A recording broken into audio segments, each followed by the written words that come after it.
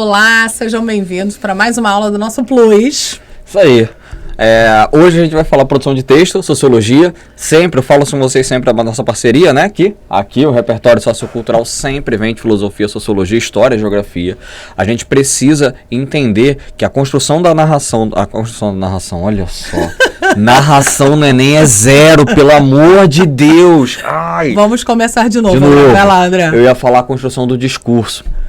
É isso. Bora a lá, construção do discurso no texto dissertativo argumentativo, ela passa por uma elaboração que em outros concursos, né, inclusive na UERJ, a gente chama de argumento de autoridade, né? Aqui a gente trabalha como repertório sociocultural, é a construção do seu próprio texto, quase sai narrativo de novo, a construção do seu próprio texto, a sua base argumentativa, o seu conhecimento de mundo. Não é à toa que a proposta de redação do Enem, ela não muda, o texto base não muda desde 2009, sempre é o mesmo texto base, que considera que você tem que evoluir, mostrar dentro do seu texto todas as competências que você aprendeu durante todo o ensino médio, que é uma construção de pensamento. De intervenção, de criticidade, para dialogar com essa realidade social. Você aprende. É por isso que eu tô aqui, eu estou invadindo o terreno hoje. Quando a gente falou sobre a possibilidade da aula, eu já levantei a mãozinha e falei assim, bora, André? Isso aí, parceria de sempre, bora. Bora lá pra gente. Então a gente trouxe a parceria de sempre. Sim, a gente trouxe alguns temas que é bem difícil da gente conseguir determinar qual é o tema da redação do Enem. Então, assim, a gente está dando aqui um tiro no escuro. Então, a gente está aqui pensando em algumas possibilidades. É sempre interessante lembrar que são fatos que acontecem de maneira bem recorrente no Brasil até mais ou menos maio. Isso, que é quando eles fecham a prova do Enem. Que aí eles começam a reaplicação, começam o PPL, as coisas assim que eles vão colocando nas escolas. Porque o Enem não é uma prova totalmente inédita em si. As questões do Enem, elas acabam sendo aplicadas uma vez ou outra. A gente nunca sabe qual é a prova, não sabe qual é o colégio que é aplicado. Não é assim, aleatório para todo mundo ver. É porque tem uma testagem, né? Tem, até para que você faça a questão da TRI, né? Você desenvolva o TRI, que é o recorte que o Enem utiliza para avaliar, né? Tava até discutindo isso outro dia, né? Por isso que no Enem você não tem, por exemplo, linguagens, você não tem, na prova de linguagem, você não tem a possibilidade de tirar 1000. Sim. Porque tem a questão do índice de dificuldade que acaba jogando a sua nota um pouco para baixo. Dito isto, estamos aqui com umas propostas de intervenção, de diálogo de temas. Em redação você pode tirar 1000, tá? Então não pode tirar 1000 na prova de linguagem. Redação, 1000 é o objetivo. O foco é o 1000. A gente está aqui para conseguir pro 1000, exatamente. Então o que aconteceu? A gente pensou em alguns temas e hoje está acontecendo um fato inédito com o André. O André hoje vai falar sobre mulher. Estou muito feliz por isso. Eu não tenho ideia do peso que saiu das minhas costas. A gente vai falar sobre mulher com uma mulher na mesa. Olha que coisa interessante, quase inédito isso. Isso não tinha acontecido. Porque a gente já trouxe o tema, a gente quando traz principalmente o tema da igualdade, a gente fala de igualdade de gênero, a gente fala de algumas questões, quando a gente fala de direitos humanos, a proposta, até o artigo 5º da Constituição, que cita, tudo isso a gente vai falando, a gente traz aqui como repertório, mas eu nunca tive a oportunidade de falar sobre isso com a Maria Priscila. Exatamente. Primeira vez. E a gente já falou sobre algumas temáticas, então bora lá, porque senão a gente fala muito, senão a gente não consegue dar conta de tudo. Aí, ó. Então a gente já começa logo de entrada, o quê? A mulher no mercado de trabalho. Que é uma questão, né? Então, um dos fatores que a gente tem que considerar é que essa inserção da mulher no mercado de trabalho, ela é tardia. A legislação, ela não acompanha esse processo, a legislação, ela é posterior. Eu sempre falo para todos os meus alunos sobre a Lei da Esposa, né? A Lei da Esposa, que é de 1962, é só a partir da Lei da Esposa, por exemplo, que a mulher ela passa a ter alguns direitos básicos, como, por exemplo, o direito de processar alguém. Sim. Antes, esse direito era colocado em relação ao marido ou ao pai ou ao irmão mais velho na ausência dos dois. Então, assim, sempre tinha alguém para intervir por esse direito, não era ela propriamente dita. Ela não tinha nem direito a CPF, né? O CPF dela era o CPF do marido. Isso. Então a gente está dizendo que não tem nem autonomia financeira. Isso, exatamente, a construção de uma identidade, fora a questão da herança, né? Que era dividido e tal. E tem alguns absurdos no mercado de trabalho desde cedo. Tem, por exemplo, um caso muito, muito conhecido, que a mulher ela foi demitida porque quando ela saía do emprego dela, isso em 1900 e... era antigo, eu não vou me recordar o ano, mas quando ela saía do emprego dela, ela ia para uma sorveteria sozinha. E ela fazia isso todo dia. E ela foi demitida por isso, porque não pegava bem para uma mulher. Então, assim, há uma série de preconceitos construídos historicamente, dos quais você pode falar muito mais propriedade do que eu, que culminam com uma visão da mulher subjugada no mercado de trabalho, e que essa visão da mulher subjugada no mercado de trabalho, ela perdura até os dias atuais, porque Sim. nunca houve um processo de desconstrução dessa visão. Isso é um projeto nacional, talvez, né? A gente fala que... Não pode falar aqui agora, mas Sim. deixa pra lá, eu vou... Então, o que a gente pode lembrar aqui? Né? Quais os recortes que podem ser interessantes? Quando a gente vai falar sobre... a gente pode falar sobre revolução da agricultura, lá nos primórdios, quando o homem passa a ser... deixa de ser nômade, passa a ser sedentário. E a gente pode começar a falar sobre a construção de uma ideia de sociedade. A gente está falando no universo abstrato, mas a gente vai falar que no momento em que o homem passa a ter, né, um indivíduo, um lugar para ficar, o homem passa a ser o responsável pela agricultura, o que era uma tarefa feminina. Então aí tem uma ocupação de um cargo que é diferente. E isso muda uma dinâmica social, porque até então a gente tinha mulheres para coletar e homens para pescar e caçar. Torcedores e escaladores. Exatamente. Aí quando você pensa que o grupo está assentado, eles estão no mesmo lugar, eu estou vendo que a mulher ela vai passar a ter um lugar, né, subalterno, não de destaque, de produção e tomar conta da aldeia, por exemplo, ou daquela comunidade, e o homem vai fazer agora o papel de produção. E aí uma das lógicas interessantes quando a gente fala no rural é a questão do porquê que o trabalho masculino é muito mais visível de se perceber. Por que o trabalho masculino tem mais valor do que o trabalho feminino? Porque ele é baseado em valor de troca, enquanto que a mulher tem valor de uso. Isso está num texto econômico super interessante, super importante de ser analisado, porque a gente vai falar assim, o que é uma coisa para uso? Eu fiz para usar, então eu não tenho valor monetário e lucro naquele produto. Então, por exemplo, a produção de uma pequena galinha em casa, dos ovos, da vaca, do leite, do queijo, é só para consumo material e familiar. Quando eu vou pensar nisso, pensando em que eu vou comercializar, então eu tenho lá o dinheiro, né, que ele representa a subsistência do indivíduo. E aí como é que você começa a ver, assim, então a mulher fica em casa e toma conta dos filhos, ela não traz recurso material para casa diretamente. Uhum. Mas o marido só pode fazer isso porque ela está em casa sustentando, dando estrutura, de comida. Exatamente. Só que ele traz o dinheiro para casa. Por isso é que esse trabalho é tão imperceptível. Isso aí já é um ótimo parágrafo de desenvolvimento. Você percebe que a gente introduz o tema, a gente fala sobre mulher no mercado de trabalho e você já mostra historicamente, olha como é o desenvolvimento do repertório sociocultural. Você mostra historicamente a construção de uma desvalorização do trabalho da mulher. Percebeu? Já aí você tem um ponto. A sua construção no texto dissertativo argumentativo, ela tem que seguir um viés. Se a gente está falando da mulher no mercado de trabalho, a gente está falando... Eu vou até passar aqui só para a gente observar o tema. Os desafios para a ascensão da mulher brasileira no mercado de trabalho. Então, olha como é que o tema já te coloca uma dificuldade. O tema já te diz que há uma dificuldade. Eu sempre falo para os meus alunos não brigarem com o tema na proposta de redação. Sim. Não briga com o tema, não briga com o que ele está dizendo. Né? Aceita. Briga com o da UERJ você pode brigar à vontade. Exato. Da UERJ te dá essa possibilidade de briga. O Enem não te dá essa possibilidade. O Enem, ele é direcionado. Goste, não goste, A, B, não importa. Você quer passar para a universidade, você tem que é assim que funciona.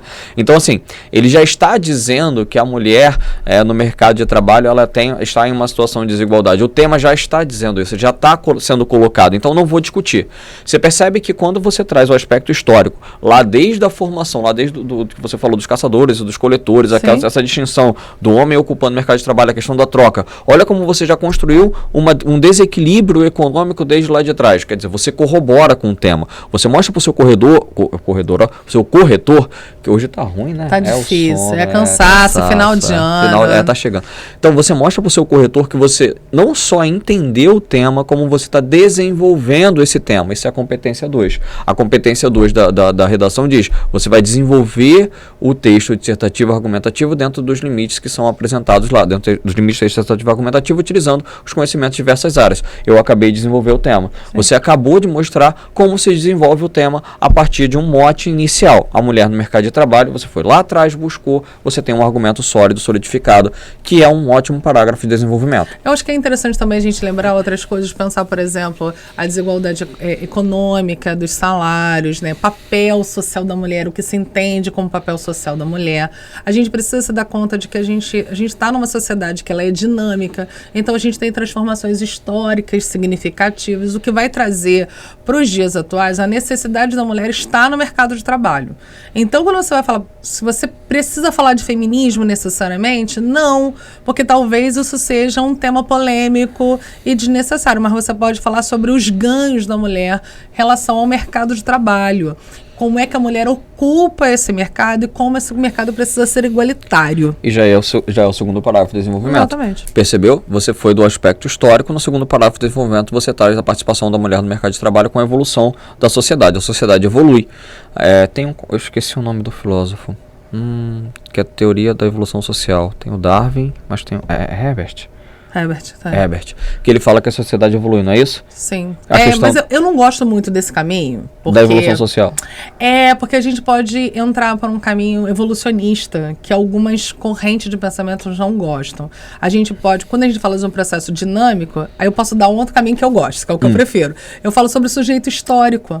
Então, o sujeito histórico é aquele que transforma e altera a realidade social na maneira com que ele escolhe e vive a realidade. E a maneira com que ele vai fazendo as transformações, isso tem um impacto na sociedade. Sim. Então isso parece melhor do que você pensar numa proposta evolucionista em que você mudança da sociedade. Que uma sociedade é melhor do que a outra. E aí você pode fazer comparativos. Entendi. E aí eu gosto de uma linha mais relativista, né? Eu digo que as sociedades são diferentes, com contextos sociais diferentes, e a gente momento histórico diferente. Exatamente. Mas aí, de qualquer forma, você ressaltando o momento histórico, que seria a utilização do segundo parágrafo, percebeu? Você tem um caminho, então, argumentativo que vai discutir, vai debater, vai apresentar justamente essa mulher no mercado de trabalho. E aí, quando você começa a falar também sobre a questão da legislação, a gente começa a perceber o quanto que a legislação acompanha o processo dinâmico de sociedade. Que é um outro repertório. Que é um repertório muito interessante para ser utilizado. Válido, sempre válido. Sim, porque aí você vai dizer que a lei, ela vai ser um retrato de uma mudança social. Sim. E ela precisa espelhar isso, né? O tempo inteiro. Aí a gente fala até a gente abordou, falei da lei da esposa, mas fala do próprio Código Civil, né? Sim. O Código Civil é o grande responsável, a meu ver, né? Não é um grande responsável, mas é um dos grandes responsáveis por considerar a mulher a única responsável pela criação dos filhos em uma situação de divórcio, por exemplo. Porque parece que a guarda sempre é da mulher, e não é assim. Se você perguntar, as pessoas ainda hoje acreditam nisso. Acham que é só dela, né? Exatamente. Não é essa responsabilidade, há uma diferença. Isso se dá porque até 2002... o Código Civil preconizava dessa forma. O nosso Código Civil atual, ele é de 2002, mas o Código Civil anterior, ele era de 1916. 16, né? Ele era mais antigo. O Código Civil, lá em 1916, você tinha uma cabeça para a sociedade, um pensamento para a sociedade. Isso perdurou. Então, na mentalidade das pessoas, isso vai sendo internalizado, porque elas acabam vivenciando, elas acabam vendo. Só que isso muda. Aí é o aspecto legal que também pode servir como um repertório sociocultural. Você argumenta com a própria mudança da legislação do Código Civil de 1916 para o Código Civil agora de 2002, que já é uma outra perspectiva. Aí ele já traz a guarda compartilhada. Tem uma coisa que eu acho que é interessante a gente pensar quando você vai pensar, por exemplo, em licença maternidade e paternidade, né? Por que há uma diferença das duas, né? Do tempo. E há uma resistência em algumas empresas e dar mais tempo para os homens, para eles tirarem essa paternidade. Por que tem isso? Porque a gente precisa lembrar que quando ela foi pensada enquanto licença maternidade, muitas mulheres não trabalhavam fora. E as irmãs, as mães, as amigas tinham possibilidade de ajudar as suas amigas logo no início, né, da criança ter nascido. Porque a mulher fica de resguardo, ela não pode pegar peso. Só que atualmente, a maioria das mulheres trabalham fora. E aí elas não têm mais esse apoio de um núcleo familiar, de amigas que possam ficar com ela enquanto a criança ainda está muito pequena. Por conta disso, o parceiro precisa ser essa ponte de sustentação mesmo, né? Então a gente está vendo como é que a legislação ela muda acompanhando uma necessidade social. Ela precisa ser o reflexo, senão ela não faz sentido. Não faz sentido. E é uma questão a se debater, né? A gente pensa sempre na coparticipação no desenvolvimento. A gente nunca pensa... No fundo, o que está por trás de todo o debate, de toda essa discussão, assim, não aparece claramente, mas é o que fica assim, sempre permeando, sabe? Sim. É a questão da finalidade da própria sociedade. A sociedade, qual é o objetivo da sociedade, entendeu? Se a sociedade, se nós somos escravos da sociedade, ou se a sociedade está aí para nos ajudar, né? A gente tem que começar a pensar por esse viés para entender o que vale mais a pena. Pensando nisso, a gente pode pensar em liberdades individuais, até onde vão as nossas liberdades, quais são os nossos desejos, nossas vontades, como a gente projeta a sociedade mais para frente, né? Se a gente achar que e eu não gosto muito daquela expressão que diz assim, a sociedade, como é que é? É assim, o time que está ganhando não se mexe. Não gosto dessa expressão.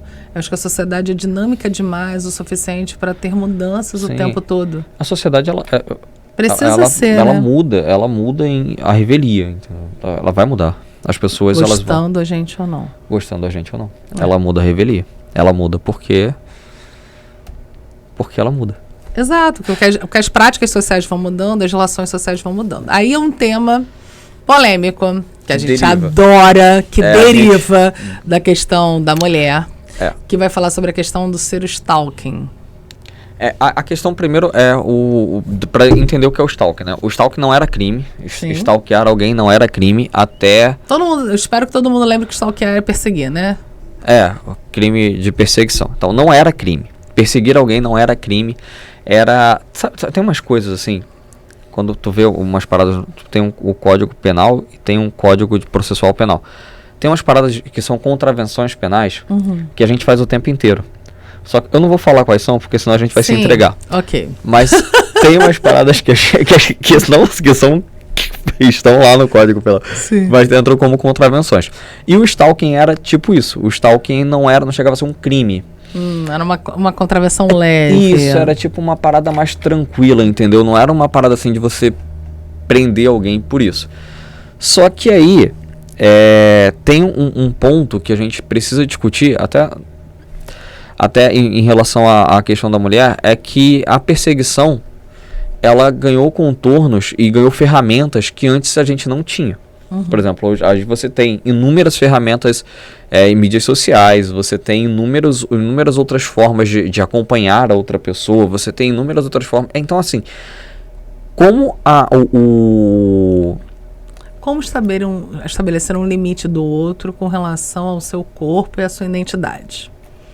Essa é uma pergunta bem interessante, né? Até onde o outro pode ir? Até qual o limite do uso? Qual o limite do uso? Precisa ter autorização? Não pode ter autorização? Né? Assim, são coisas que a gente vai criar ou não algum tipo de limite para o outro. Então, por exemplo, alguém que entra na sua rede social todos os dias e curte todas as suas fotos, comenta todos os seus posts, olha todos os seus status, todo dia faz um comentário. Eu acho desconfortante. Mas aí que tá. Aí há uma sinalização. Sim. A partir da sinalização é que gera um incômodo. Porque a questão do crime seria a perturbação da paz alheia. Sim. Que é um crime que a gente coloca mesmo.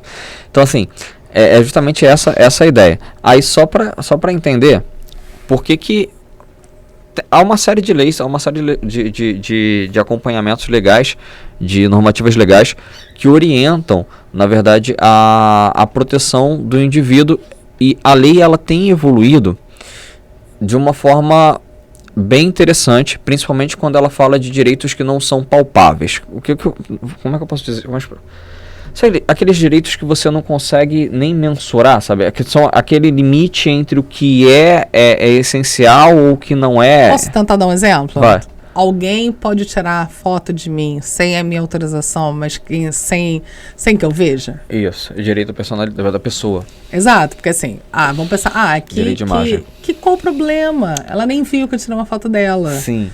né? E aí eu tenho uma casa e um álbum cheio de foto da pessoa. Isso, não havia uma prerrogativa justamente para isso, porque você não imaginava um dano aí. Só que essa questão repetida, reiterada, ela gera justamente a perseguição. E aí essa perseguição repetida, reiterada, que causa instabilidade na paz do outro, é que foi considerada crime.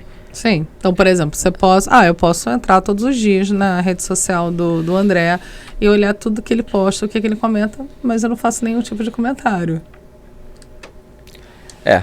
Que tem a variante. Tem insinuações aí, né? Tem. É sempre analisado. É o que eu tô falando. É sempre você observar. Não vai ser crime porque você não vai comentar nenhum dos posts. Sim. O que não caracteriza o crime. Não quer dizer que o fato de você olhar todos os dias não seja algo preocupante. E aí é interessante que você observe que a questão, ele passa a ser crime quando ele gera dano. Sim. Assim, é aquilo. Qualquer contrato que você trate socialmente, ele passa a ter problema quando ele gera dano a uma das partes. Então, de certa forma, essa perseguição, ainda que a pessoa comente, curte, compartilha, vá lá todas as fotos, todos os dias, mas a pessoa não se incomoda, ela gosta. Beleza. Ok. Se gera dano, se gera um incômodo, se gera o constrangimento, se a pessoa se sente mal com aquilo, se ela começa a perceber, ou aí você já camba para outros lados também, que é o que normalmente acontece, né? Porque aí a gente pensa em algumas relações também de posse em relação à mulher, por isso que eu usei até o termo uso, de posse em relação à mulher, em que ela não consegue desenvolver outros relacionamentos porque tem aquela pessoa, aquele ex-namorado, que é... Não estou falando que as mulheres não façam ou que não tenha, mas o nível o nível é outro, você entende? O nível de ameaça é outro. O que a gente precisa lembrar é que a gente, quando fala, a gente fala de incidência. Então, a gente está falando, se uma coisa tem 1% de incidência, ela não tem impacto social. Mas se ela tem 35%, 40%, 50% de incidência, aí já atinge, exatamente. Já percebe que a diferença, a disparidade, ela é muito grande. Não estou dizendo que não tenha. Outro dia um aluno me perguntou se o que é possível de ocorrer se a mulher agredisse o homem, se não tem nenhuma lei que protege. Eu ouvi isso. Porque claro não que tem. É óbvio que tem. Aí eu citei até o exemplo. A Maria da Penha, ela é violência doméstica, não é violência contra a mulher. E tem outra questão também. Não precisa nem ser doméstico, porque eu citei o próprio caso do Pedro. O Pedro, ele foi agredido. Pedro, jogador de futebol do Flamengo, ele foi agredido. O que ele fez? Ele é um homem. Lesão corporal, né? Lesão corporal.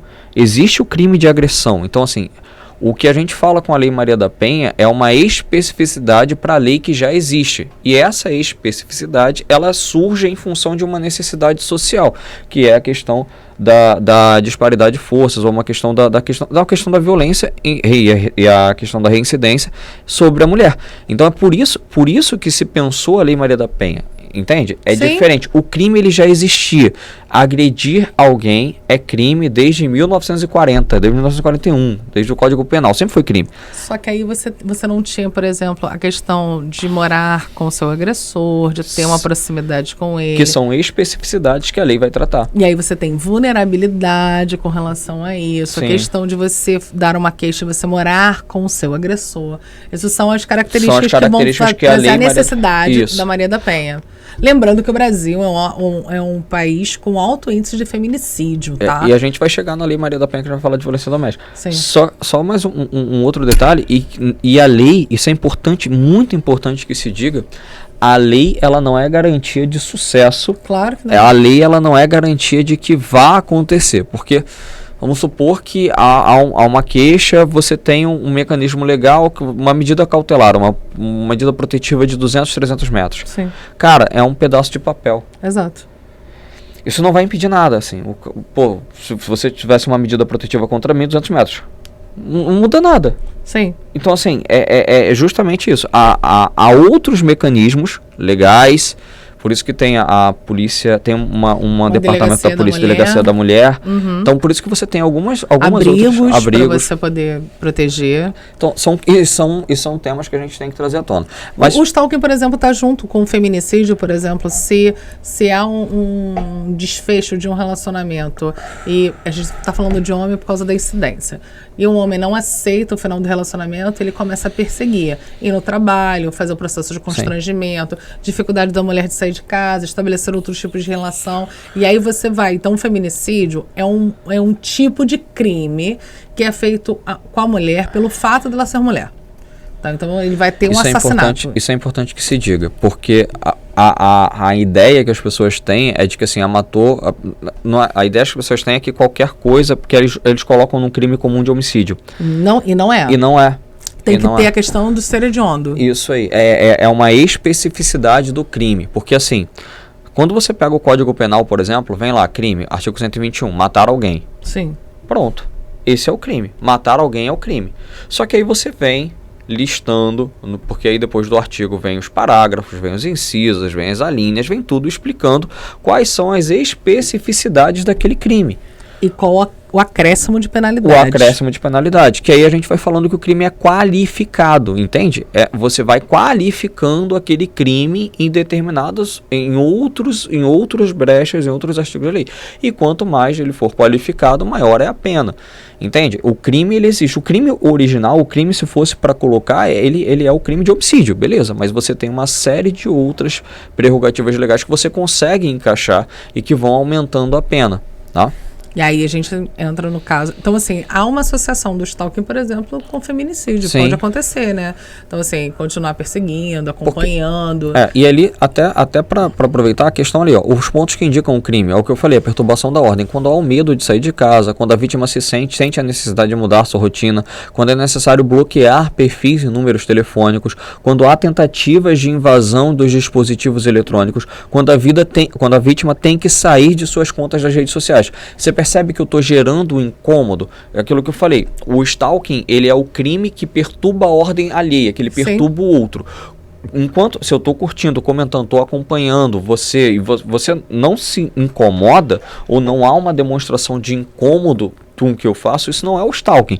O stalking é o incômodo, é a repetição reiterada, é o incômodo, ou então, vamos supor, aquilo gera uma sensação, uma angústia na outra pessoa. Você não tem que gerar angústia no outro, você tem que respeitar a paz do outro, não perturbá-la, entende?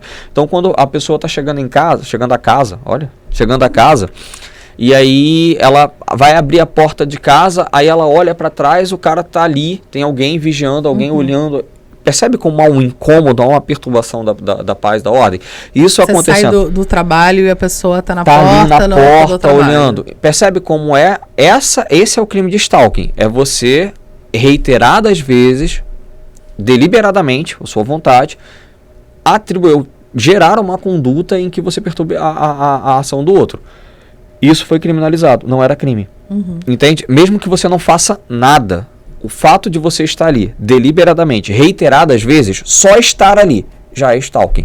Deu para entender? Sim. A partir do momento que ele perturba a ordem, reiteradas vezes, repetidas vezes, sendo advertido para não fazer, é advertido para não fazer, ele mantém a ação, a pessoa tenta fugir de qualquer lado. Tecnicamente, ela nem tocou em você. Mas é extremamente desconfortável. Mas não é desconfortável? Extremamente não perturbou a paz? É o crime de stalking. Então, o crime de stalking é esse crime que a pessoa não precisa tocar, não precisa fazer nada. Não precisa gerar uma violência física, né? Não é. Mas é psicológica, né? Psicológica. É aquilo que eu falei. A gente entra no limite da análise social, da análise criminológica, né, dos crimes, em que você não está mais só naquilo que tem que agredir, porque já foi assim, né, olho por olho, corta o braço, sei o que. Mas só para explicar, assim, às vezes a pessoa pode pensar assim, então eu terminei com meu ex ou com a minha ex, e aí a gente foi para uma balada, a gente está lá junto. Não é ocasional, a gente está falando assim, na balada tá lá, na saída do trabalho tá lá. Na festa dos amigos deliberadamente, tá lá. De forma reiterada. Na rede social, aí você vai para casa. Então você está falando que tem esse incômodo de várias frentes possíveis. Não é algo ocasional. A gente está falando de algo que se repete. Isso aí, algo reiterado, deliberado. Só o incômodo já é crime. Você entende?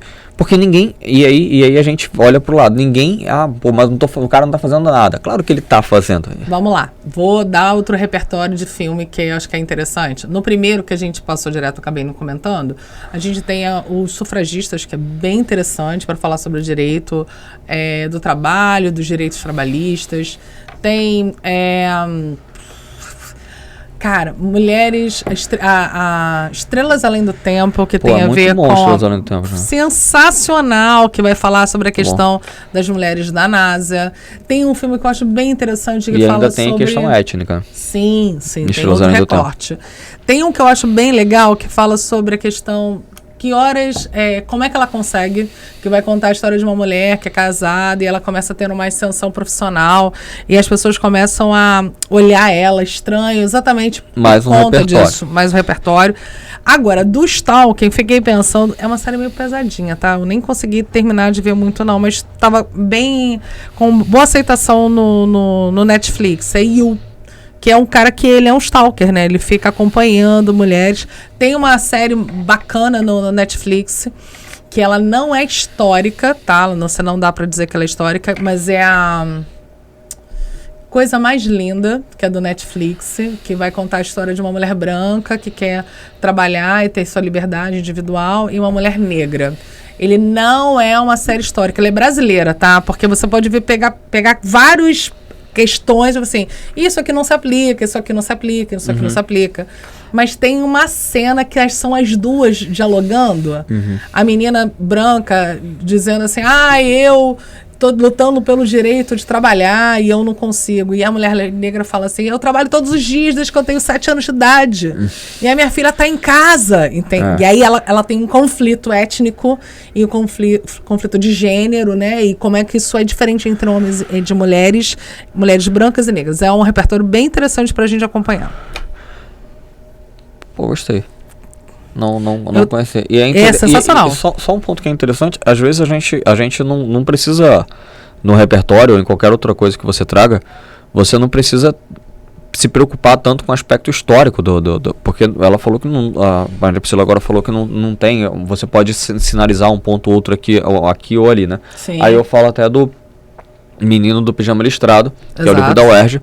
Ele não é um livro histórico. Não é um livro histórico. Você não vai aprender... Você pode até aprender a conhecer alguma coisa sobre... Ele é baseado em fatos históricos, mas ele não é uma história verídica. Exatamente. Então, assim, eu vi um aluno meu, eu estava falando sobre o livro da UERJ, né? Aí um aluno meu falou assim, mas se o Bruno tivesse a cidade, ele estaria numa escola, uma escola de estudos nazistas, ele não estaria com a família naquele ponto. Depende. Mas, ele era judeu? Não, ele era alemão, era o Bruno, era o Shimu. Eu não vi, desculpa. Eu só vejo filmes reais com ao Holocausto, só os mais pesados. Só a Lista de Schindler. Isso. O Shimu, a Lista de Schindler, que é um ótimo filme também. Sensacional. Sensacional. Que é com o mestre do Obi-Wan. Sim. Eu só conheço ele porque ele é o mestre. Não, tô brincando. Desculpa.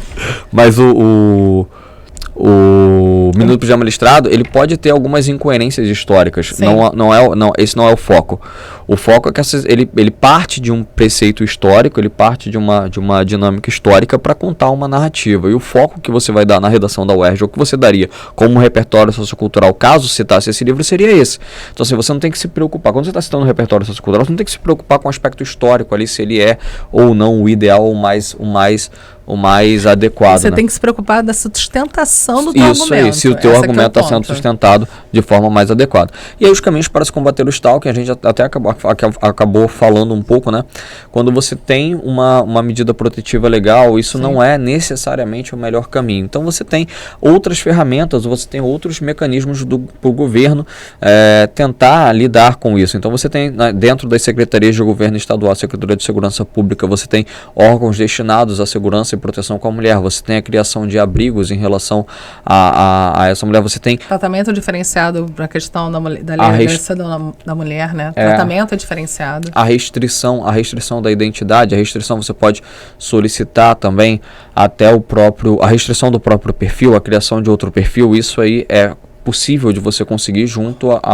Outros documentos, porque os documentos podem ser rasgados. Aí você também tem como então você, por exemplo, tirar a mulher daquela localidade e enviar para outros lugares, né? Que aí do stalking a gente vai para um outro caminho, um outro ponto que a gente fala da violência contra a mulher, né?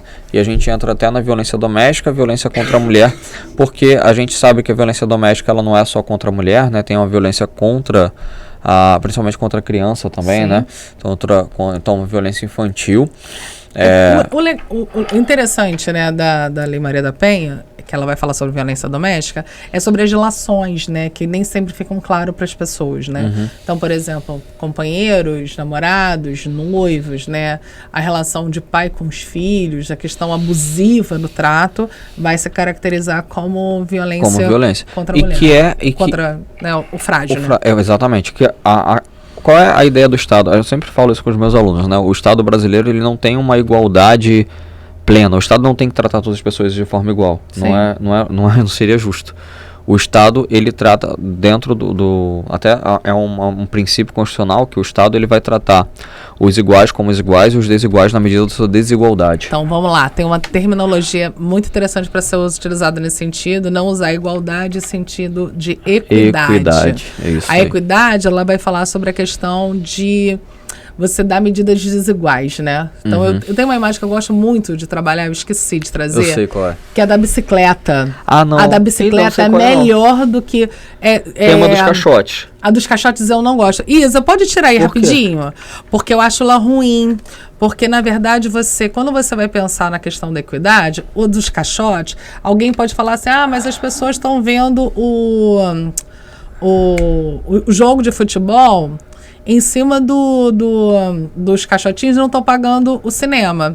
Quando, na verdade, você tem outra possibilidade aqui, quando você vai pensar essa aqui, porque você vai dar instrumentos adaptáveis para cada um dos indivíduos. Pode voltar lá, Isa. Essa é uma das imagens que eu gosto mais, porque assim, na primeira possibilidade, você está pensando que você está dando o mesmo instrumento para todas as pessoas que você dá a proposta de igualdade.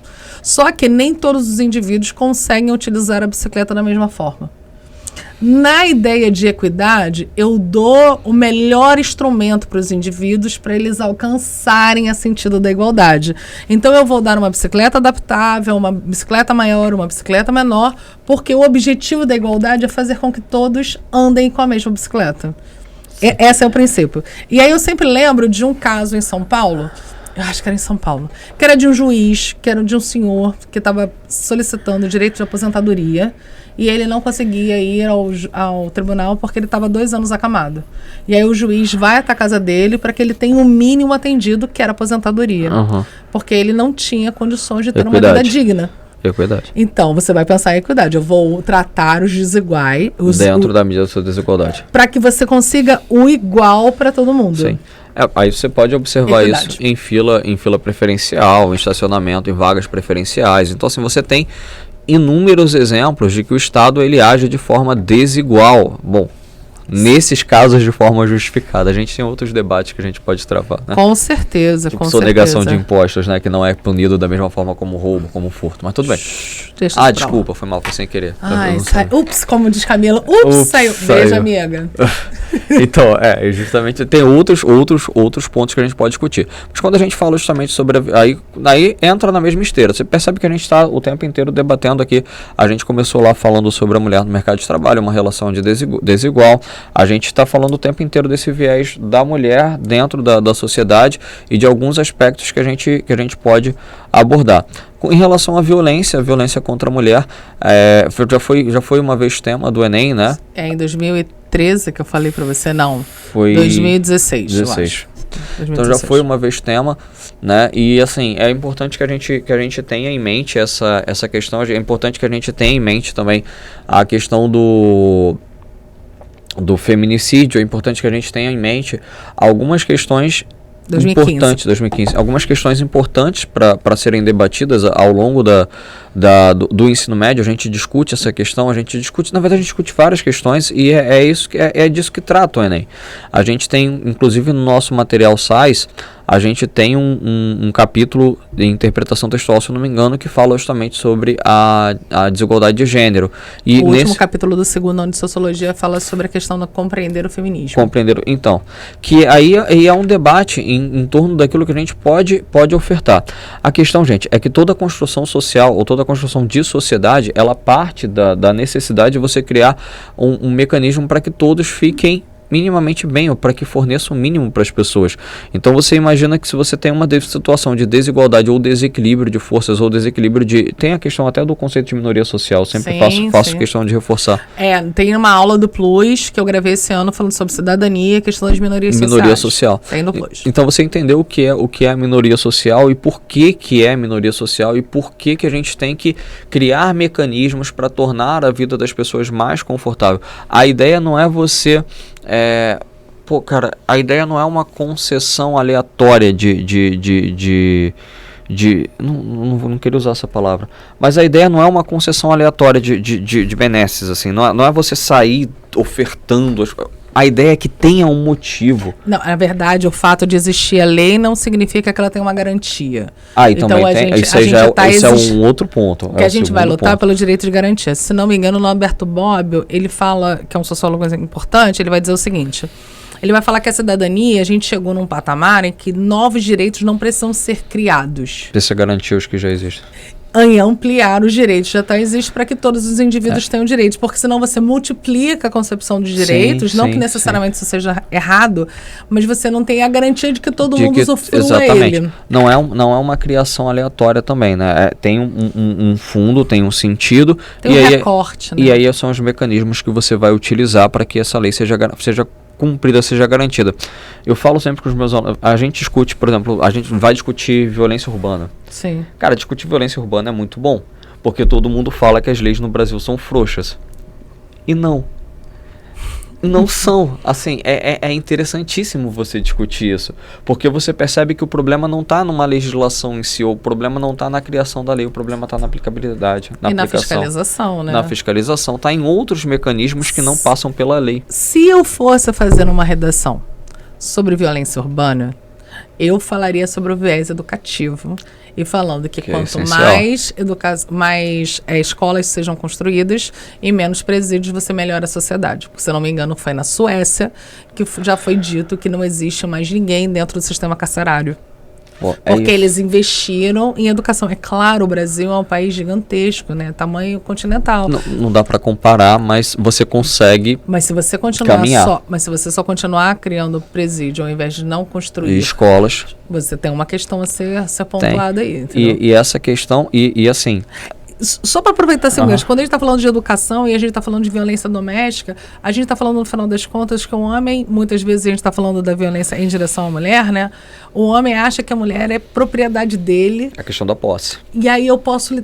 Se eu não conseguir trabalhar a ideia da posse, do pertencimento, e de entender o outro enquanto individualidade, que independe de mim, eu não consigo avançar socialmente, historicamente. Esse é um engasgo que a gente precisa trabalhar. É isso. Eu preciso olhar o outro como sujeito. Né? Exatamente. Você não olha, e aí a gente volta para a questão da subjugação da mulher, você não olha a mulher como um indivíduo. Esse é o ponto. Você olha ela como objeto. Como objeto, como um troféu, muitas vezes como a sua posse, muitas vezes como aquilo que você vai conquistar até, né? Então, assim, é primário, né? Essa definição é selvagem, né? Essa definição que tira justamente a noção da individualidade da mulher. E aí talvez seja daí essa visão, essa desconstrução, essa visão de retirada da individualidade da mulher, quando você não enxerga a mulher como um indivíduo, talvez daí seja a raiz de todos os outros problemas. Se você parar para analisar, você subjuga, você considera a mulher não como um indivíduo, ela passa a ser objeto de stalking, objeto de violência, objeto de qualquer outro tipo de atrocidade civil e penal, né? E só que você falou da questão da medida educativa, isso é muito interessante. Sim, essa seria uma boa intervenção. Porque é uma pergunta muito... É um ponto, tá? Eu não estou dizendo que você não possa argumentar de forma contrária, de forma alguma. Mas muito se fala sobre a prisão perpétua no Brasil. Sim. E aí eu sempre contraponho com um argumento muito interessante. A pena máxima para o Brasil hoje, sabe quantos anos? 30, né? isso aqui é curioso, foi para 40. Ninguém sabe.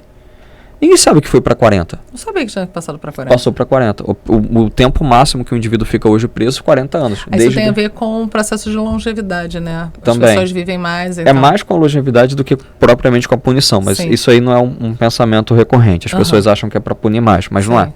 Então, assim, a pena passou a cerca de 40 anos no máximo a partir de 2019. Aí eu pergunto, você está mais seguro? Óbvio que não. Então, não adianta você enrijecer ou falar, não, agora a prisão perpétua vai dar jeito. Ser mais rígido. Porque o problema não é a repressão. Porque o cara, quando ele está comentando um assalto, ele não está pensando assim, não, peraí, eu vou pegar de 3 a 6 anos de cadeia. Ele não pensa isso. Ele pensa que ele precisa comer, ou precisa se drogar, ou precisa fazer qualquer outra coisa, mas ele não vai pensar. Ou tem o prazer. Né? Ele está pensando no crime, ele está pensando no ato, ele vai fazer o ato. Ele não está pensando na pena. Claro, então, assim, o direito penal em si, ele é inútil para o combate à violência. É uma questão. Porque como é que você vai combater algo que já... O direito penal ele só existe depois do fato consumado. Sim. Não existe direito penal sem crime. Na verdade, no processo educativo, a gente está falando com a prevenção. A prevenção. Percebe como aí sim, qual o caminho? Você tem, vamos lá, o crime ocorreu aqui. O que vem depois do crime é o processo penal. Você vai utilizar o processo penal que vem depois do crime para coibir o crime que já aconteceu? Claro que é ilógico. Você vai utilizar o quê? Uma medida educativa, uma prevenção, a educação, para que depois isso aqui não ocorra. Percebe como é mais lógico? Ocorra, você tem a questão exatamente. Penal. Caso ocorra, você vai para outro nível. Então, assim, é muito difícil você pensar uma sociedade que vai evoluir se você não pensar em uma educação. Sim. É muito difícil. Aí a gente volta para a questão da violência contra a mulher. É lógico que é dentro da escola que você vai desconstruir algumas noções que são passadas aí geração após geração também. E a gente precisa dialogar sobre isso. Então a gente está falando sobre o repertório. Eu vou indicar, mas precisa ver a questão da faixa etária, o Conto da Aia. Ah, eu sei. É uma série pesada, eu tô na 4ª temporada pegando fôlego para continuar assistindo, né? E tempo. Não, mas essa série é uma série muito pesada, porque ela é um futuro distópico em que mostra uma sociedade em que mulheres vão perdendo gradativamente seus direitos. E algumas mulheres não conseguem reproduzir, e são esposas de lideranças, e as aias são mulheres que são obrigadas a ter relação sexual com o homem, né? Com a presença da sua esposa, para que elas possam procriar. E tem até um viés bem fanatista religioso. Mas é uma visão distópica, né, de um possível futuro. Mas acho que dá para falar sobre violência doméstica, falar sobre a questão do outro, a retirada da identidade do outro enquanto sujeito. Ele passa a ser objetificado, ele não tem mais alternativa a uma imposição. Então, assim, se a gente pensa em processo de educação, porque ali, né, o caminhos para acabar com a violência doméstica no Brasil. Quais são os caminhos para a gente superar? E Globoplay disponível para todo mundo, a parte de jornalismo, e os últimos 2 foi em setembro, tá, gente? Foi a questão dos casamentos, que é interessante, tem um diálogo ali sobre a relação entre homens e mulheres, é bem interessante esse recorte, e a outra falando sobre a questão da violência em Mato Grosso do Sul, e eram um dos municípios com mais índice de feminicídio no Brasil. Teve uma mulher que tira o pedido, né, da medida protetiva, volta com o marido e 3 meses depois ele mata ela. Bem doloroso. Que é repertório. É repertório. Porque é real e acontece. Exato, isso que eu ia falar. E é uma realidade triste. Assim, a gente conhece o caso, no caso citado, mas é uma realidade que se expande, né? E isso é um problema. E a pandemia, ela denunciou isso, tá? Sim, os casos de feminicídio no Brasil, no mundo. Vários casos reincidentes. Porque a gente... Porque alguém só ficou em casa junto com a agredida, né? E aí você não tem... Aí tá vendo a disparidade de força e a questão de você não ter um Estado presente ali para poder, de fato, agir ou de fato atuar. Percebe? A existência da lei, aquilo que a gente também falou, a existência da lei, ela não necessariamente é a garantia de que o crime não vai ocorrer. O caminho, mais uma vez, já que a gente está falando de caminhos para acabar com a violência, o caminho talvez mais adequado seja, de fato, a educação, mas ainda assim, se você quiser expandir as suas propostas, você pode pensar na questão dos abrigos, você pode pensar na questão de algum tipo de sustento, proteção, de geração de pecúnia, renda. Pecúnia para a mulher, porque aí você tira pecúnia bonita, pecúnia financeira, geração de renda, gente, para que a mulher não fique na dependência financeira, porque que é um limitador. Então a questão de você tirar a dependência financeira com algum tipo de pecúnia das mulheres que são vítimas de agressão é uma outra proposta interessante. Anotem, tá, gente? Pecúnia. Pecúnia. Eu tava tentando. Quando tu fica tentando pensar. Não, é isso. A gente tem repertório, a gente tem que gastar. É isso. Então você ter algum tipo de compensação. Então é uma outra proposta. São propostas que a gente pode pensar, pode surgir. Porque aí pensa o seguinte: olha a construção de um texto bacana. Se o texto fala da questão da violência doméstica e uma mulher que não consegue sair do lar porque ela está numa situação de dependência financeira. Olha como a sua proposta, isso vem em D2, vem no segundo parágrafo de desenvolvimento, por exemplo. Olha como você, na proposta de intervenção, na última proposta, você pode sugerir a questão da criação de um bolsa, alguma coisa. Bolsa não. Bolsa, vai que seja.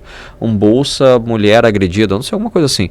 O nome você vai pensar. Que de repente uma política pública seja estendida a ponto de abarcar mulheres que estão em vulnerabilidade física e de agressão. E principalmente essa disparidade, essa dificuldade econômica. Olha como você dá a possibilidade. Lembra do conceito de equidade? Você vai dar a possibilidade para que a mulher consiga se livrar daquela noção. Lembrando que no artigo 5º da Constituição, no artigo 6º, vai falar sobre direitos a questão do porque ele está falando do direito dos indivíduos de serem desamparados e tem uma obrigatoriedade do Estado de proteção. O nosso Estado é protetivo, isso. Gente. O Estado aí você amplia a política pública. Sim. Você não precisa criar uma política pública nova. Você pode ampliar uma política existente. Sim. E outra coisa, uma coisa importante que se diga da Constituição é que a nossa Constituição ela não é taxativa, ela é exemplificativa na sua maior parte. Eu não estou dizendo que não tenha nada taxativo na Constituição, na maior parte ela é exemplificativa. Esse é um caso. Ela exemplifica o poder de ação, não significa que você tem que se restringir aquilo, você pode agir de outras formas. Temos quanto tempo ainda? 10 minutos, 20 minutos aí pra gente. Vamos lá, vamos. Senão a gente não consegue. Crimes ambientais. Aí a gente saindo um pouco da temática da vamos pra uma coisa menos leve. Vamos pra uma coisa que mata todo mundo. Não especificamente. Então, não especificamente as mulheres. A gente precisa só se dar conta de que essas mudanças climáticas que a gente está vivendo hoje não cairão diretamente na redação do Enem, tá? Por quê? Porque quando a gente teve aí essa questão da reverberação da temperatura, dos aumentos, a redação provavelmente já estava pronta. O tema já estava dado. Ok? Então a gente não está pensando nisso. A gente está pensando nesse repertório. A gente pode falar que desde a Revolução Industrial há uma mudança do homem com relação ao uso da natureza e por conta disso há o desequilíbrio ambiental. A gente pode falar dos eventos históricos, né? 1972, que é Estocolmo. A gente pode falar de 1992, a Rio, Eco 92, ou a Cúpula dos Povos, né? Ou a Rio 92. A gente pode falar da Rio + 20, que vai instaurar a Agenda 21, que são mudanças da maneira de tratar com o meio ambiente. Começa a falar sobre diversidade. Então, a gente está dando aqui, repertório. Para que você consiga chegar a uma redação que fale sobre o meio ambiente e desenvolver justamente esses temas. Exatamente. A gente vai pensar, por exemplo, desenvolvimento. Tem linhas que falam sobre desenvolvimento sustentável, umas que gostam, outras que não gostam. Uma que vão dizer que é viável um desenvolvimento sustentável e uma galera que diz que não é viável. A grande questão é como se faz com o uso responsável dos recursos naturais, como a gente faz com a questão dos resíduos, né? Então a gente vai pensar numa política de atuação. Pô, tem aquelas nações, né, que compram tecnologia ultrapassada, né, principalmente as nações africanas, criam aqueles lixões tecnológicos que queimam todo aquele produto para retirar o que é de metal, normalmente que tem mais valor. Sim. E aí aquela fumaça é tóxica. E aí eles têm problemas de saúde em função da fumaça. Então, assim, olha só como você tem uma construção. E aí estavam responsabilizando grandes empresas, como a Apple, a Microsoft, estavam sendo responsabilizados por aquilo que elas produziam, pelo descarte. Sim. pelo produto final. Então, para que esse produto não fosse para essas nações africanas, como, por exemplo, Serra Leoa, né, que é uma nação muito forte. Você viu, não lembro qual foi o país do continente africano, não lembro se foi Angola, a extração de cobalto, que é um mineral super importante para a questão da nova tecnologia, e a maneira com que eles faziam a extração. A mina começa a se destruir, ela é areia.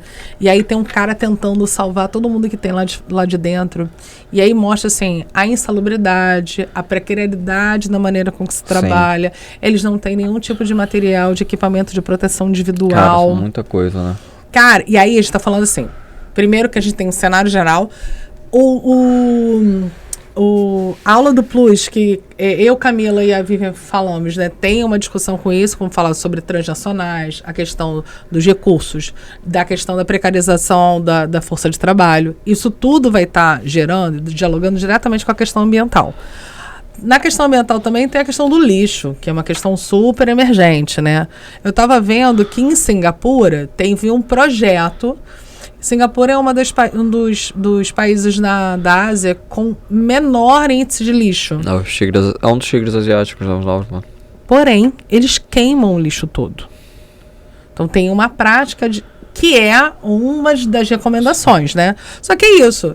Né? Você está pensando também que tem uma poluição do ar, né? Você não tem um acúmulo de lixo, mas você tem um acúmulo, né, de resíduo no ar. Se queima, incineração, você está perdendo aqueles recursos, né? E aí você está pensando... Não são reaproveitados. E lembrando também que a gente teve aqui no Brasil a tragédia de Mariana, Sim. que nunca caiu na redação do Enem. Então, isso a gente está tendo em vista aqui que são caminhos de lixo. E foi importante que foi ano passado, se não me engano, que saiu a decisão que condenou a Samarco, né? Uhum. Que foi a maior indenização da história. Primeira grande, né? Que não foi... Enfim, mas deixa pra lá. Vamos entrar acho que é um avanço, mas não é o que a gente quer. Mas não, é um avanço, mas não é o... A gente precisa avançar mais nessa direção. Mas houve de fato. Não é assim, aí tem uma questão também. Não é que a punição, a indenização, ela tenha que acabar e levar à falência essa marca. A gente não está falando de levar uma empresa à falência, porque tem trabalhadores e tal. Mas é uma punição, uma indenização que de fato consiga reconstruir aquilo que foi destruído, e não é o suficiente. Então, assim, essa é uma questão. Vários estudos indicam que o que foi destruído, o que foi perdido, não será reposto com a indenização que foi colocada. Então, essa é a análise. Se a indenização ela fosse em outros países, com certeza, tanto é que a empresa, eu esqueci o nome da empresa holandesa que é ligada a Samarco, ela quis tirar porque ela tem a sede, ela é feita por holandês, mas ela tem a sede na Inglaterra. Uhum. Ela quis tirar o julgamento da Inglaterra. Ela trouxe o julgamento para o Brasil. Entendi. Porque era mais benéfico para ela, né? Porque no Brasil teria menos... incidência, fiscalização e punição, né? Pecúnia. Entendi. É isso. Então, aí assim, a questão da reincidência de crimes ambientais no Brasil. E quando a gente fala de crimes ambientais, a gente também não pode deixar de falar de interesses econômicos, tá? A gente fala da extração do desmatamento, principalmente para madeira, e que é um crime ambiental, um crime registrado no Brasil, porque você desmata uma área de preservação ambiental, mas é um crime com financiamento internacional. Isso é bom que se diga, tá? Porque a madeira que é produzida, que é retirada aqui no Brasil, ela muitas vezes ela vai para outras praças, para outras nações que compram de forma ilegal. Outro ponto para ser falado também, se você quiser citar como repertório sociocultural, é aqui mesmo no Rio de Janeiro, ali perto da Boiúna, sabe, subindo ali a Boiúna, tem uma área que é de preservação, que ainda é de Mata Atlântica e tal. Ali estavam construindo prédios. Especulação imobiliária, que gostoso. O que é mais legal é que era a milícia do Rio de Janeiro. Então ali estavam construindo prédios, eu falei baixinho, né? Ninguém ouviu não. Estavam construindo prédios ali dentro de uma área de preservação ambiental. Então assim, são crimes que ocorrem no nosso país, e aí a gente tem que entender até que ponto é válido a questão do monetário, né? Porque há uma questão monetária aí que a gente precisa sempre falar. mas que não que nosso objetivo, quando a gente discute... Tem um autor interessante que ele diz que o processo ideológico é determinado pelo fator econômico na última instância. E aí a gente vai falar sobre a questão da incidência econômica nas decisões ideológicas, por exemplo, quando a gente fala do judiciário, quando a gente fala da questão econômica. É um autor interessante. É um bom ponto. Não lembrei agora o nome dele, mas daqui a pouco eu lembro e falo para vocês. É um bom ponto. E a gente falando de crise hídrica, a um outro ponto, vem o semiárido nordestino, né? E aí você vê a região com déficit hídrico, né? O que a gente precisa lembrar? Quando a gente está falando do semiárido brasileiro, a gente está falando que é uma região que tem chuva, que a gente pode chamar também de polígono da seca, ou polígono da seca é muito utilizado, que a gente vai falar que é uma região com baixa incidência de chuva. Chove pouco e chove espaçado. Então, a gente está falando de uma condição climática estabelecida no Brasil, né? Então, a gente está falando que não dá para você reverter um processo climático, mas você precisa conviver com. Esse que é o grande ponto quando a gente vai pensar sobre a questão hídrica, principalmente na região do Nordeste brasileiro, né? Mesmo porque a questão, por exemplo, da reposição, da transposição do Rio São Francisco, ele tem graves problemas ambientais e nenhuma transposição do mundo se deu certo, né? Tiveram impactos ambientais muito significativos depois. Sim. E aí tem até uma questão do Rio Jaguaribe, né? Que ele foi perenizado, mas que depois deu uma série de outros problemas. O Rio Jaguaribe é um dos grandes rios do Ceará, tá? Eu sei que a minha família tem... minha avó, o terreno da minha avó, o final, é no Rio Jaguaribe. Ah, é? É. Então você tem um latifúndio lá, é isso? Um pequeno... um pequeno latifúndio. Isso nem existe esse pequeno latifúndio. Ou é latifúndio ou não é latifúndio. Mas nem é latifúndio. Pequena propriedade de interior, terra. Coisa do interior. É, uma pequena produção agrícola, né? Nem produz mais, porque o meu tio que produzia, ele acabou morrendo. E todo mundo mora em Fortaleza. É muito comum quando a gente fala sobre agricultura familiar, né? O processo produtivo é muito pequeno, né? Sim, é pequeno, nem tinha. Mas lá sabe o que tinha lá? Que era maneiro joá. Sabe o joá? Legal. Nunca comi joá. Caraca, é bom que dá um refrescância no dente. Pô, joá e siriguela. Então, a redução dos impactos ambientais, a gente está acelerando, vocês estão percebendo, a gente está acelerando porque a gente tá, senão a gente não vai chegar até o final. A Isadora já olhou aqui pra gente umas 3 vezes aqui, né, Isadora? Falando pra gente ir embora. A Isadora é uma pessoa muito cruel. A Isadora quer ver o jogo do Vasco. Falei, Isadora, pra quê, Isadora? Tu sabe qual é o resultado. Só tá sempre que é do Botafogo. Você lógico, tá no líder isolado. Então, assim, é normal. A redução dos impactos sociais frente ao desafio de lidar com a escassez da água é um tema. Porque a gente precisa lembrar que a gente não tem como mudar o clima. Portanto, precisa ter estratégias para viver com. Isso tipo, cisterna para captação de água de chuva, cisterna de calçadão, como se dá o nome. Então, assim, pensar em uma lógica em que consiga produzir e tenha um abastecimento humano para que haja uma permanência na terra. E aí eu lembro lá de Asa Branca, né, do Luiz Gonzaga. E aí o tema a gente vai falar, né? Tem aí pra gente poder falar um pouco sobre o Nordeste, uma música maravilhosa. Por favor, procurem no Spotify. Ai, cara. Né? Chover, do Cordel de Fogo Encantado. Procurem Cordel do Fogo Encantado. Ouçam os 3 CDs. São só 3 CDs, né? Sim, são maravilhosas músicas. Ouçam os 3 CDs, pelo amor de Deus. Pedro e Bala, Morte e Vida Stanley. A Matadeira, caraca, a Matadeira vem chegando. Eu amo Pedrinha. Poxa vida. Essa música ela começa assim, né? O Sabiá, quando. Bota lá. Sabiá no sertão, quando canta, muito me comove. Passa 3 meses cantando e sem passar, canta 9. Passa 9. Porque tem a obrigação de só cantar quando chove. Ou seja, de 12 meses no ano, chove 3. E é seca, estiagem em 9. Cara, é lindo. Ele começa lindo. O Cordel do Fogo Encantado a gente nem falou, é de Pernambuco, né? De Pernambuco, de Arco Verde. Arco Verde. Ai, que saudade do sertão, gente. E aí começa a música, né? Chover, cego, Aderaldo, peleja para ver. Chover. Já que meu olho cansou de chover. Até Maria deixou de moer. Chover. Banzo, Batista, bagaço, benguê. Meu povo não vai-se embora. pela Itapemirim, pois perto do fim, nosso sertão tá melhor. O céu tá calado agora, mas vai dar cada trovão de escapulir torrão de parede de tapera. Essa é a música, né? E aí ele vai dizer... É disso, né? Uma vez eu tava no Nordeste, eu tava no sertão, e aí começou a chover, eu ia pegar um coletivo pra outra cidade, né? E aí um senhor veio mandando assim, correndo pra pegar ele. Chovendo, né? Nem vou reclamar.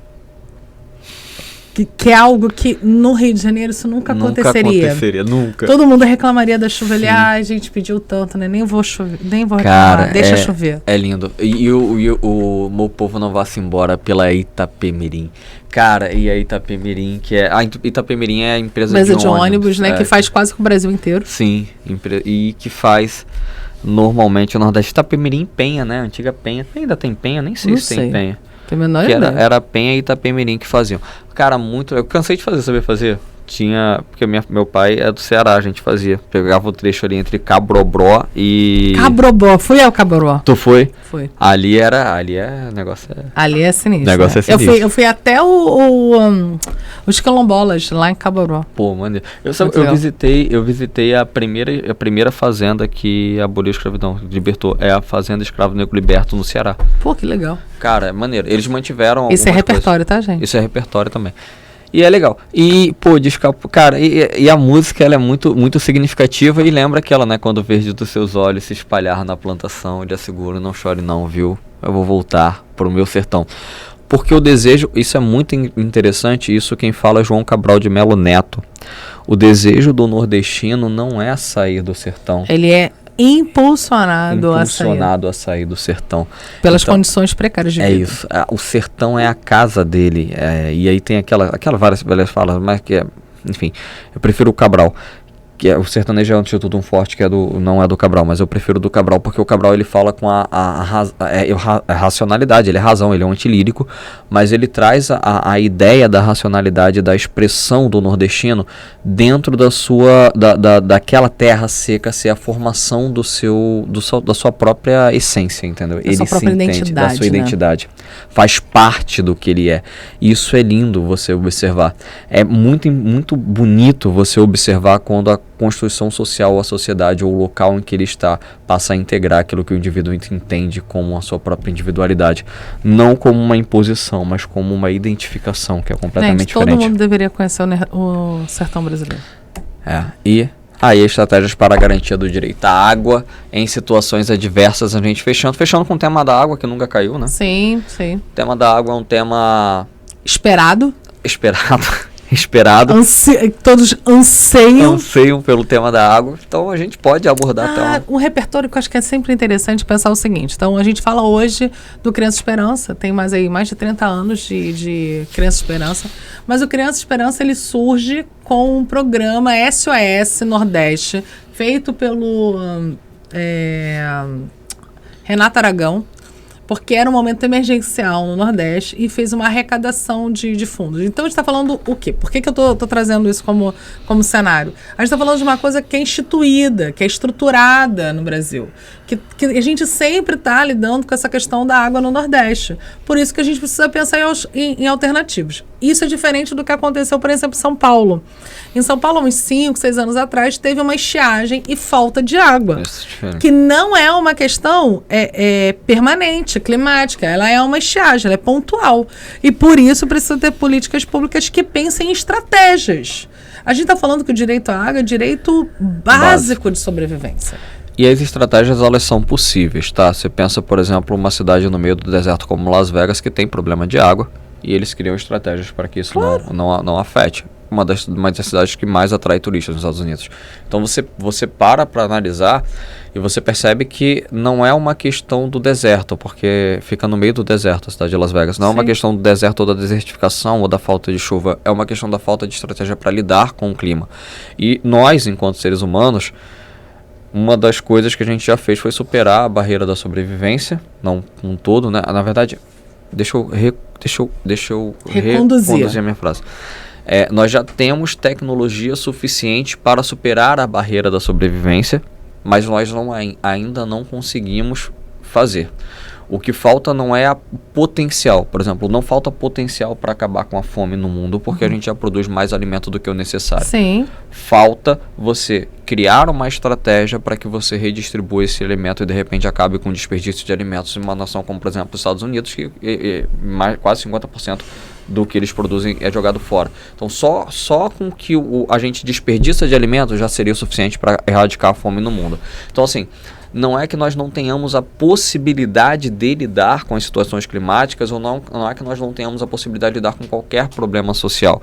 O que você tem que entender no Enem, principalmente para a sua redação, é que nós temos que pensar estratégias para lidar com isso. A questão é, nós podemos fazer coisas diferentes e a gente não faz. Por quê? Qual o tipo de iniciativa que está faltando? Exatamente. A gente vai ficando por aqui. A Isa falou que a gente não tem mais possibilidade. A Isa já apagou a luz. Ela cortou a luz. Ela apagou a luz. Ela vai cortar o nosso microfone. Vocês não repararam porque... É fictício, só na tela. A gente só tá... Então, lembrando só que dia 1º de novembro, a gente também vai ter o aulão presencial aqui em Bento Ribeiro e nós vamos fazer outras abordagens com relação a repertório para o Enem, tá bom? Sim, isso aí, a gente vai... É isso aí. É isso, senão a gente fala aqui até amanhã. Beijo, até a próxima. Valeu.